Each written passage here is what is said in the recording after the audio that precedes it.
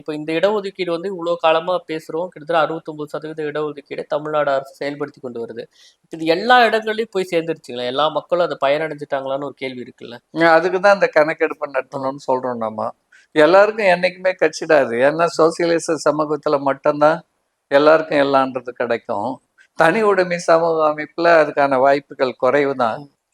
எல்லாருக்கும் கட்சிட்டா நம்ம இடஒதுக்கீட்டை கேட்க போறது இல்லையே. ஆ. எல்லாருக்கும் இல்லைன்றதுனால தான் சரி அத எங்களுக்கு கேட்கிறோம் கொடுன்னு நம்ம. கேட்கிறோம்.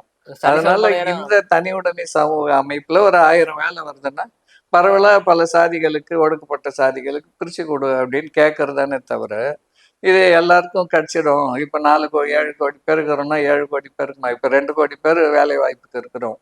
மாணவர்கள், இளைஞர்கள் 2 கோடி பேருக்கு கிடைக்க போகுது. ஒரு 1000 பேர் எடுத்தாங்கன்னா கூட பல சாதிகளுக்கு பிரிஞ்சு போய் எல்லா சாதிகளுக்கும் ஒரு இது கிடைக்கட்டும் அப்படின்றது தான் இதனுடைய நிலை.